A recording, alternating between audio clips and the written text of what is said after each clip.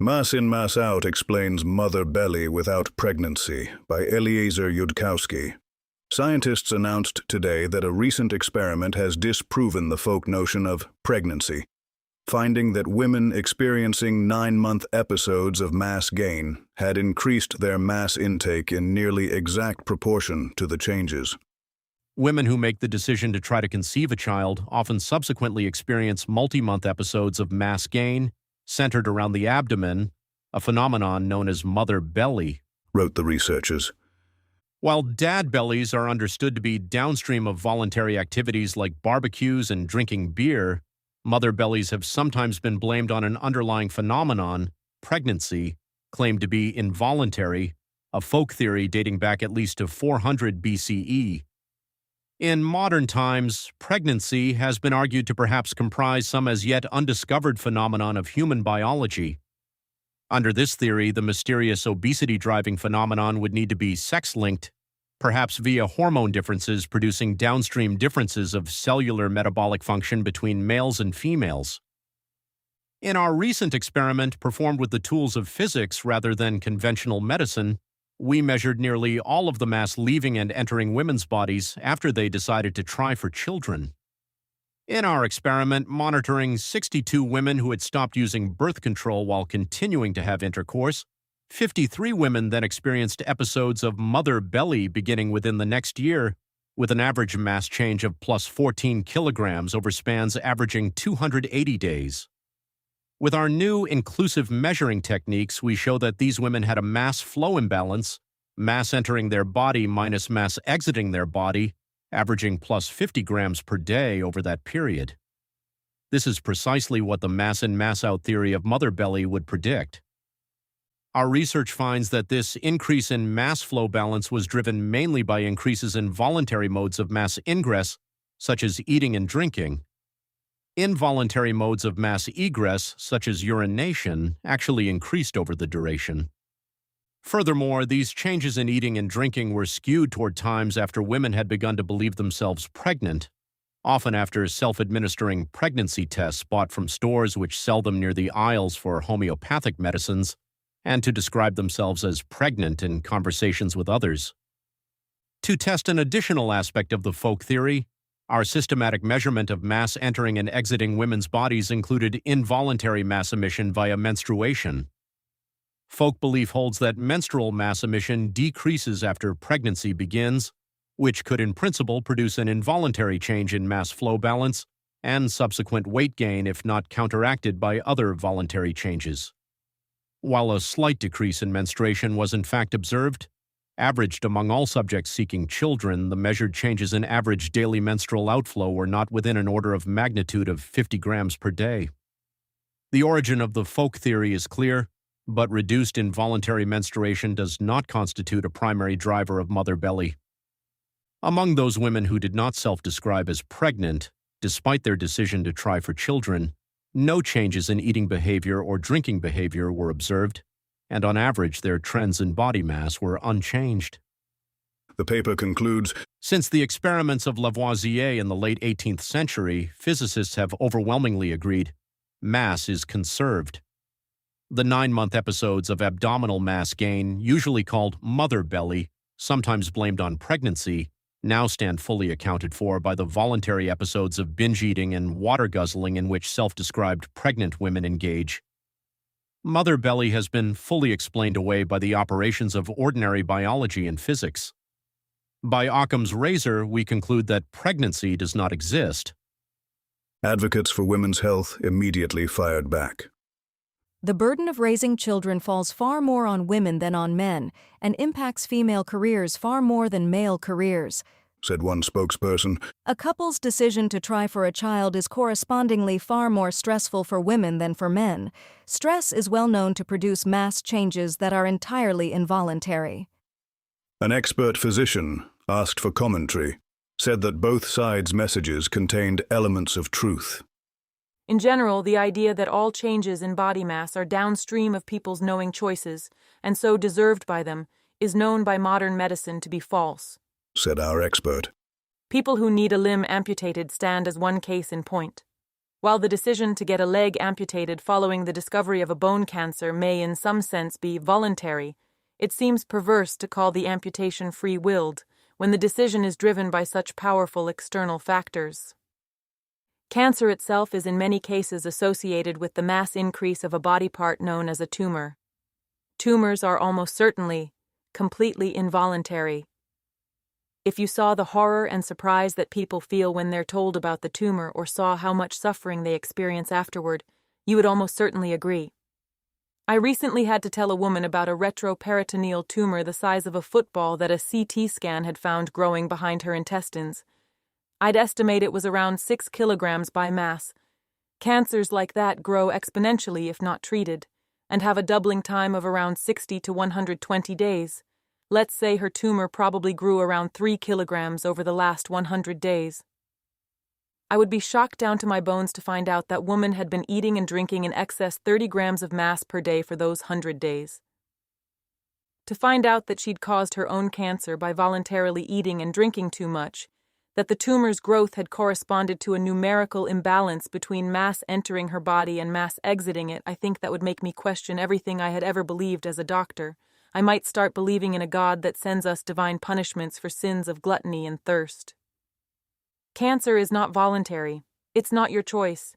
In all but a few rare cases, like lung tumors downstream of smoking, it's not your fault. It absolutely didn't happen because you ate more or drank more. That part of your body just decided to get bigger on its own. It's especially important to note if you try eating less, drinking less, sweating more, or going to the bathroom more often, your tumor is not going to get any less massive. Personal asceticism is not a substitute for surgery, radiotherapy, or chemotherapy when it comes to making a tumor's mass go down. If the physicists are right about mass not appearing from nowhere, though I admit I'm a little skeptical about that given my actual medical experience, since you don't usually see mass migrating into a tumor when you look at it, then a tumor must be taking mass out of your blood or away from other body parts, I suppose. But if so, the tumor is doing that on some biological level that you can't control by, say, putting yourself into a dehydrated state so you'll have less blood volume. It just goes on removing mass from your bloodstream anyway.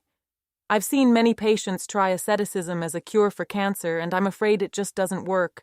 Their tumor just keeps growing, even as they try to drink less or sweat more. I suppose on the physicists' beliefs, the tumor must be taking mass from the surrounding blood or other tissue. But if so, turning to ascetic practices is just leaving even fewer body resources for other cells while the tumor goes on growing.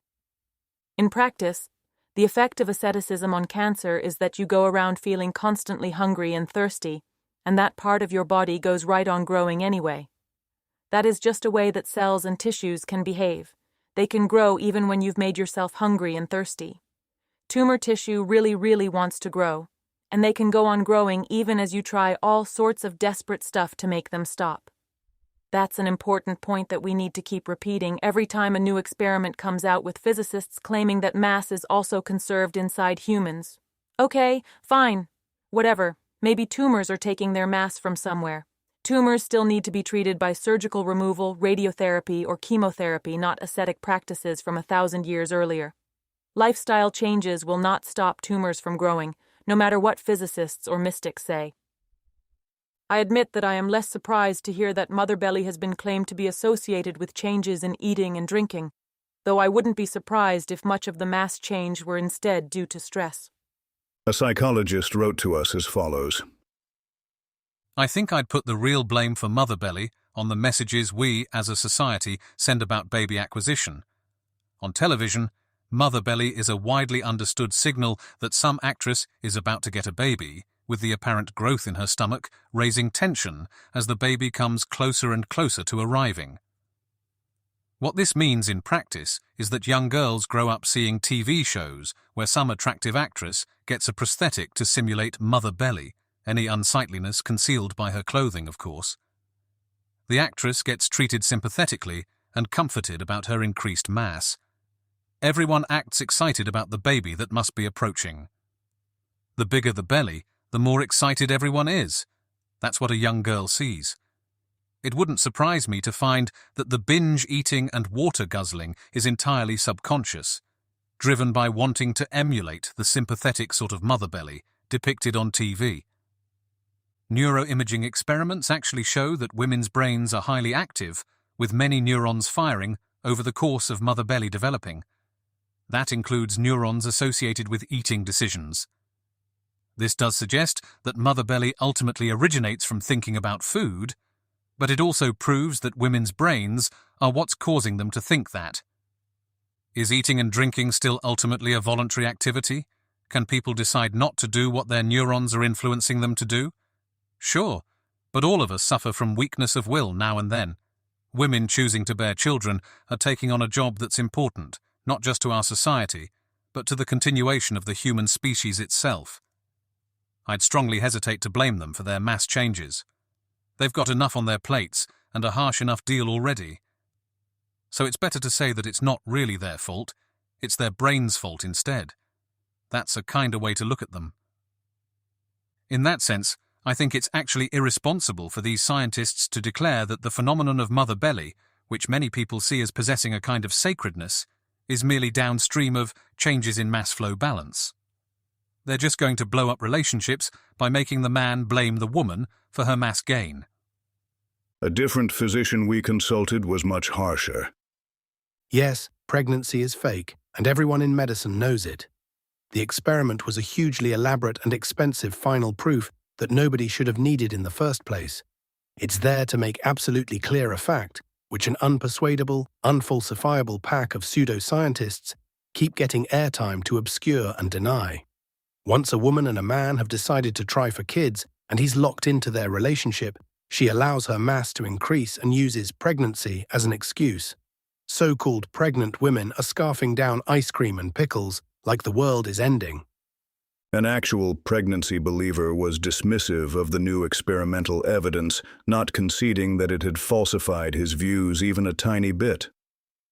That's not what the rules say if you understand probability theory, tweeted one of them, a prominent guru of the rationalist cult, which is composed almost entirely of pregnancy true believers. I realize that trying to distinguish different possible causal theories and what different observations can actually prove about them vastly exceeds the abstraction handling ability of the average sort of person who goes around chanting mass in, mass out. But in actual fact, cancer does not violate conservation of mass, and yet also, in actual fact, trying to eat less or drink less will not prevent a tumor from growing further. Even fasting may slow tumor growth, but does not halt it, according to experiment. Now suppose that, for contrast, we counterfactually imagine a form of totally voluntary obesity, driven purely by mass in, mass out, where every time you decide to eat less food, sweat more often, or exhale more air while inhaling less, you can do so successfully in a free-willed way that is not causally downstream of anything else. And the mass-in or mass-out variable you free-willedly intervene on changes in perfect isolation with nothing else changing around it, and the resulting impact on mass is absorbed entirely by fat tissue without any other element of biology getting in the way. That would also obey conservation of mass. And yes, I understand that real obesity has been observed to be far more complicated than that, with enormous tangled graphs about all the biochemical interactions in actual cells, like insulin resistance, affecting how much energy gets taken in, where. It's a thought experiment, like asking whether you'd be hungry if you hadn't had breakfast, that sort of thing. Call that counterfactual scenario simplified obesity. Observing mass to be conserved within a larger system as an expectant mother's weight changes does not tell us what causal structure stands behind her growing abdomen. It says nothing about where mother belly might fall along the spectrum from involuntary cancer to the imaginary dynamics of simplified obesity. Under the standard laws of probability theory, we can't use the observation of mass being conserved to distinguish among hypotheses that equally obey conservation of mass. Pregnant women could be eating more because the baby is metaphysically part of their own body. growing in a way that takes mass out of their blood, after which their body detects they are low on blood, and they become hungrier and thirstier. That is, the part where they decide to eat more and drink more may be causally downstream of the approaching baby that is taking mass out of their blood. On that possible model, even if the woman tried to eat less and drink less by an act of will, the baby could still go on taking mass out of their blood, like a cancer.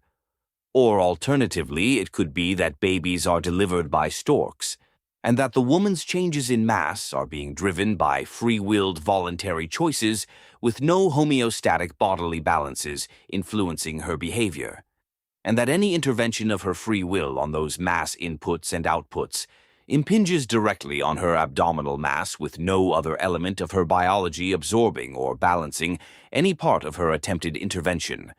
Her body obeys conservation of mass either way. All theories along that whole spectrum equally obey conservation of mass. Observing that mass stays conserved does not favor any of these theories over any other.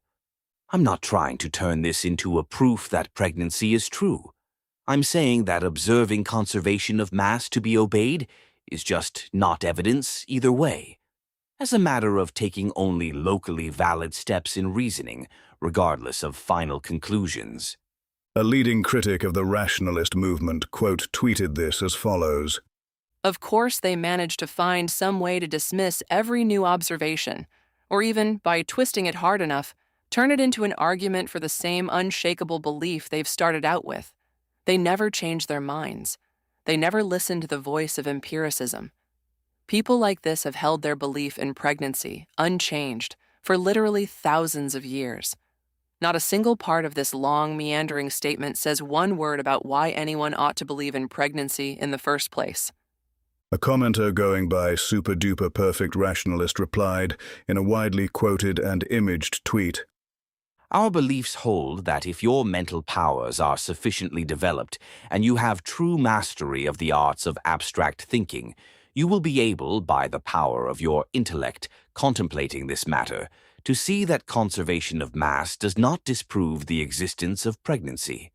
You fools, you absolute poltroons, pregnancy equals 99%.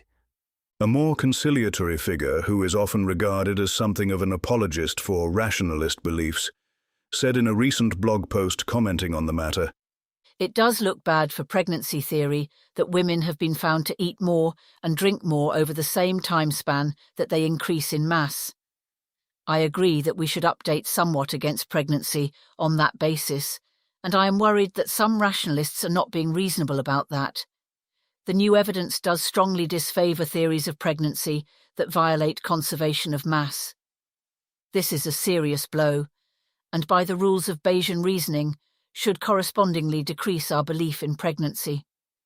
Conversely, the theory of a mass in/mass out imbalance, which says that mother belly is downstream of voluntary changes in eating and drinking, made a bold, falsifiable prediction about a relationship that would be observed between mother belly and mass intake.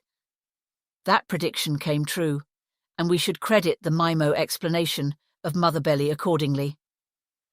But we do not in fact have a complete and satisfactory theory of the complicated changes which a woman's body undergoes in advance of a baby appearing, as it prepares for her to nurse the baby or to stay awake for 37 hours at a time.